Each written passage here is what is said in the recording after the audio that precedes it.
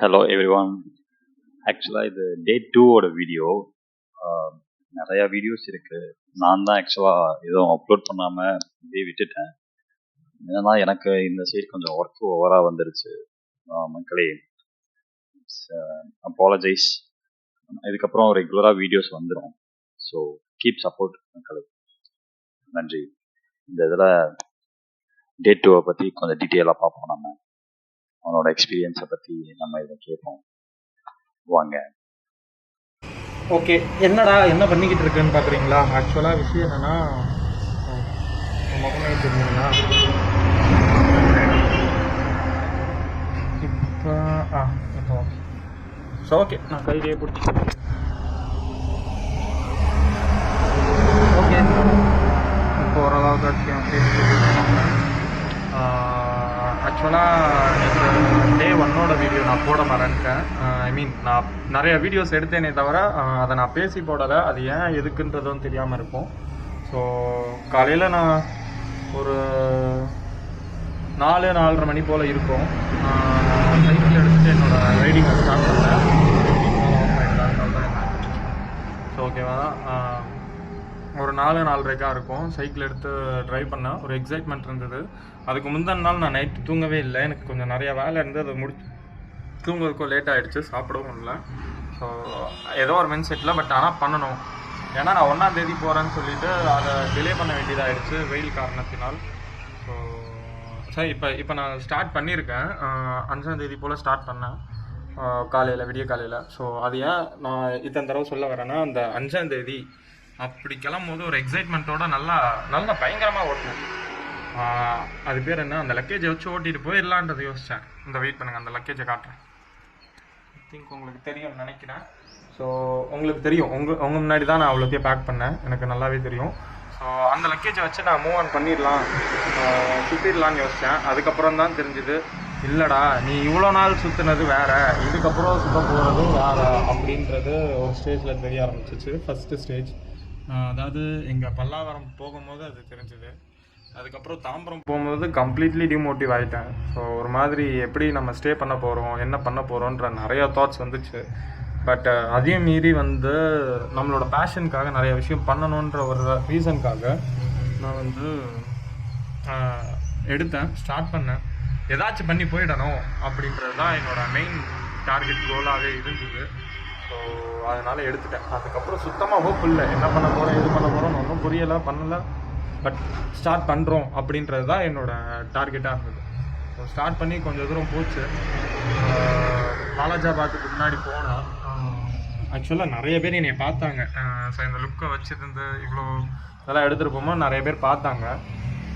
First ஒரு கடையில் போயிட்டு நிப்பாட்டினேன். எல்லோரும் கேட்டாங்க, விசாரிச்சாங்க, ஓகே அப்படின்னு சொன்னாங்க. செகண்ட் ஒரு கடையில் போயிட்டு ரோப் கேட்டேன். ஆக்சுவலாக டீ கடையில் கேட்டேன். ஒரு சேட்டை பேசினார், வச்சார். எனக்கு ஆக்சுவலாக அவர் எனக்கு ஒரு கப் பால் ஃப்ரீயாக கொடுத்தாரு. நான் அவர்கிட்ட வேணான்னு சொன்னேன். ஆனால் அவர் கேட்கல, வாங்கிக்கவே இல்லை. ஜிபேயில் அனுப்புகிற நம்பர் QR கூட மறைச்சிக்கிறாரு, இவ்வளோ பண்ணார். ஸோ அதுக்கப்புறம் ஒரு சின்னதோ ஒரு ஓரத்தில் ஒரு சின்னதாக ஒரு ஹோப் கிடச்சிது. அதுக்கப்புறமா அதுக்கப்புறம் கொஞ்சம் தூரம் போனேன், கடைக்கு போனேன். சைக்கிளுக்கான ரோப் வாங்கலாம், ஏன்னா மேலே டென்ட்டுக்கும் பெட்ஷீட்டுக்கும் ப்ராப்பரான ரோப் கட்டலை, அது எனக்கு நல்லாவே தெரியும். ஸோ அதுக்கான ரோப் வாங்கலான்ட்டு போயிருந்தேன். அப்போ அந்த ரோப் கடைக்கார அண்ணா பார்த்துட்டு, என்னப்பா என்ன பண்ணுறீங்க, எங்கே போகிறீங்க? ஆனால் இந்த மாதிரி நான் ட்ராவலிங் ஃபோட்டோகிராஃபர். ஸோ இது ஸ்டார்ட் பண்ணியிருக்கோம். இந்த மாதிரி ஓவரால் தமிழ்நாடு ஃபுல்லாக எக்ஸ்ப்ளோர் பண்ணி ஃபோட்டோகிராஃப் பண்ண போகிறேன். என்கரேஜ் பண்ணார், நல்லாவே என்கரேஜ் பண்ணார். அவர் பேர் ஐ திங்க் அவினாஷ். என் ஃபோனில் சார்ஜ் இல்லை, அதனால் என்னால் இது பண்ண முடியல. ஸோ அவினாஷ்ன்றவர் எனக்கு இது பண்ணார்.